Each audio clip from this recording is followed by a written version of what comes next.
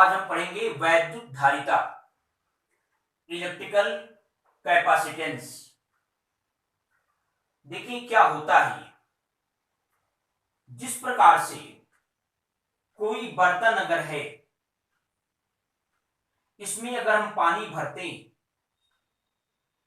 तो पानी का जो तल है वो क्रम से ऊपर जाता है और इस बर्तन की एक निश्चित क्षमता होती है। मान लीजिए किसी बर्तन की क्षमता अगर 5 लीटर का है, इसका मतलब है उसमें 5 लीटर पानी भरा जा सकता है। तो जिस प्रकार से किसी बर्तन में आप पानी या अन्य कोई लिक्विड भर सकते हैं, उसी प्रकार से अगर कोई कंडक्टर है, कोई चालक है, किसी भी आकार का हो, तो इसको भी हम एक निश्चित मात्रा में आवेश दे सकते हैं। यानी इसके द्वारा भी आवेश के ग्रहण करने की एक क्षमता होती है। जैसे इसकी क्षमता 5 लीटर की है, ये 5 लीटर से अधिक पानी इसमें नहीं आ सकता। इसी प्रकार से कोई भी अगर चालक है तो उस चालक के द्वारा आवेश के ग्रहण करने की एक क्षमता होती है, एक सीमा होती है। तो किसी भी आवेश के द्वारा, किसी भी चालक के द्वारा आवेश ग्रहण करने की जो क्षमता होती है, उसी को हम उसकी वैद्युत धारिता कहते हैं, इलेक्ट्रिकल कैपेसिटेंस कहते हैं। अब फिर थोड़ा कंपेयर करें। जैसे जब हम बर्तन में पानी डालते हैं तो क्या होता है कि पानी का जो तल है, जो लेवल है, ये क्रम से ऊपर बढ़ता है, क्रम से बढ़ता जाता है।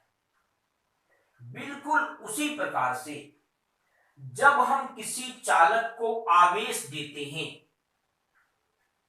तो इसका विभव, इसका पोटेंशियल इंक्रीज होता है, बढ़ता है। यहां पर हम जितनी अधिक पानी भरेंगे इसमें, उतनी अधिक इसका तल, पानी का तल ऊपर भगेगा।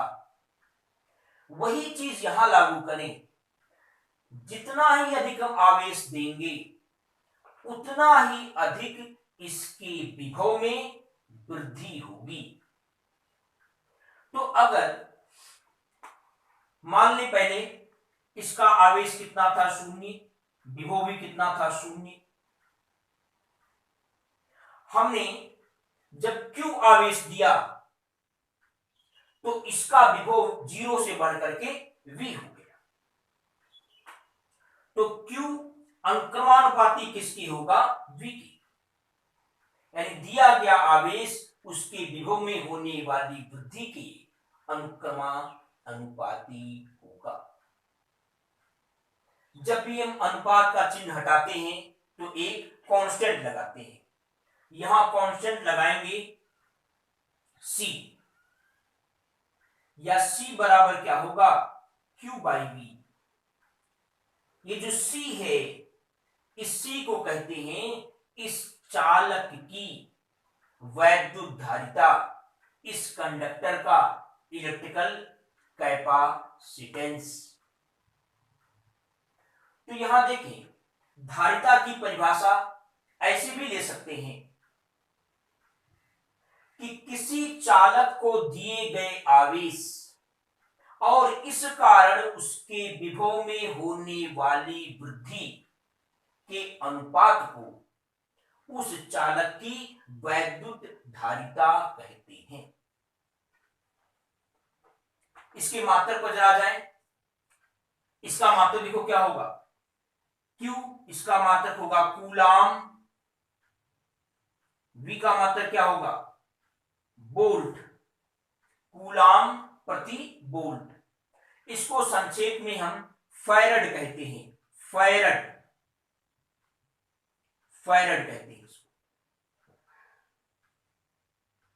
यहां से एक फैरड की परिभाषा भी दे सकते हैं। अगर हम किसी चालक को 1 कूलाम आवेश दें, 1 कूलाम आवेश देने पर अगर उसके विभव में होने वाली वृद्धि भी 1 वोल्ट हो तो उस चालक की जो धारिता होगी वो 1 फैरड होगी। फिर यहां देखें, ये जो धारिता है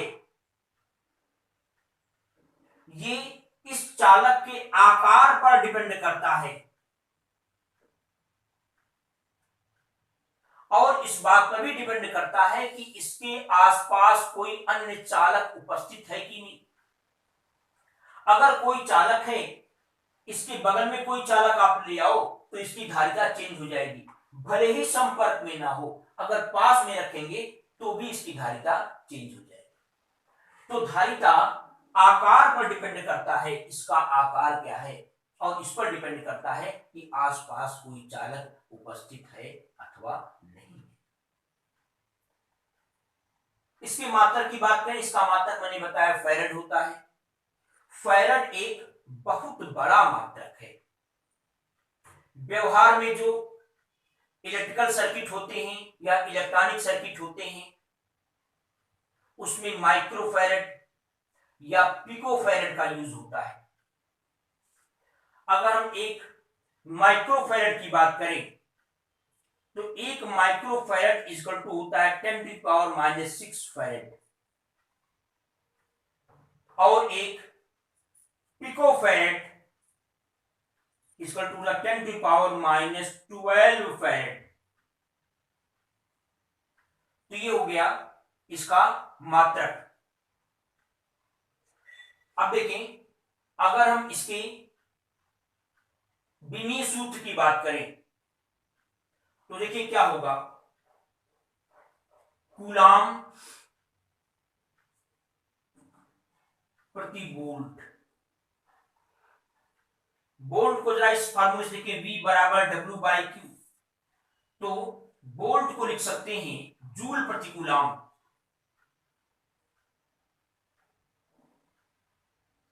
जूल प्रति कूलाम, कूलाम ऊपर जाएगा, कूलाम का स्क्वायर। कूलाम ये आवेश का मात्रक है और आवेश बराबर होता है धारा गुणे समय, तो इसका विमेय सूत्र हो जाएगा A × T। जूल का होता है mL/T⁻²। इसको ऊपर करेंगे तो m⁻⁻1 L/-2, T ऊपर जाएगा -2, ये +2 बन जाएगा तो T पर पावर हो जाएगा 4 A/2। ये इसका विमीय सूत्र हो गया। अब इसके बाद देखिए विलिखित गोलीय चालक की धारिता। विलिखित गोलीय चालक का मतलब है एक आपने गोलीय चालक लिया है, इसके आसपास कोई अन्य चालक नहीं है, उसको हम कहेंगे विलिखित या इंग्लिश में बोलेंगे आइसोलेटेड। आइसोलेटेड, तो हमें आइसोलेटेड स्फेरिकल सेल का क्या निकालना है, कैपेसिटी निकालना है, धारिता निकालना है। तो ये मान लो कोई स्मॉल a त्रिज्या का एक कोई चालक गोला है, इस पर +q आवेश एक समान रूप से बटा हुआ है।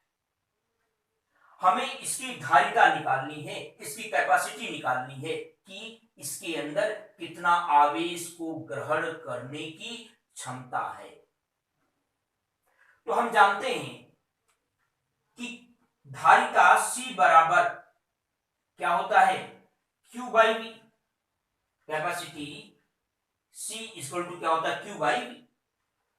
तो Q तो हमको पता है कि इसको चार्ज कितना दिया गया, Q दिया गया।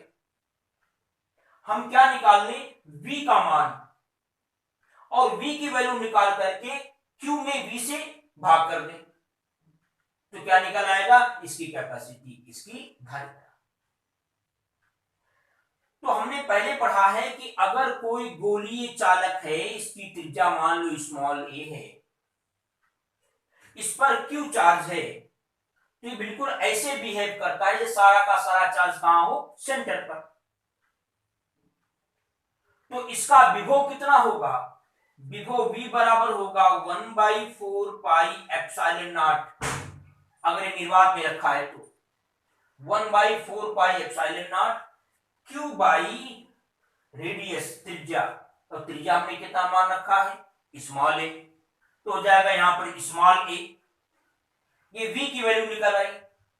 V पता हो गया और Q पहले से पता है, तो C कैसे निकालेंगे भाई, C equal to Q by V, Q by V, V की वैल्यू ला करके यहां पुट कर दे, कितना V की वैल्यू है ला कर रखें 1/4 pi epsilon not Q by A, Q Q cancel हो जाएगा, A ऊपर जाएगा, C इक्वल टू होगा 4 पाई एप्सिलॉन नॉट इंटू ए, ये हो जाएगा इस गोलीय चालक की धारिता। ये तब होगा जब निर्वात में रखा हुआ हो। अगर इसके चारों ओर कैपिटल के परावैद्युतांक यानी कैपिटल के डाई इलेक्ट्रिक कांस्टेंट का कोई पदार्थ रखा हो चारों ओर, तो उस कंडीशन में C बराबर होगा 4 पाई एप्सिलॉन नॉट के ए, जहां के होगा माध्यम का परावैद्युतांक। अब इसके बाद का जो हेडिंग है वो आप नेक्स्ट वीडियो में देखेंगे।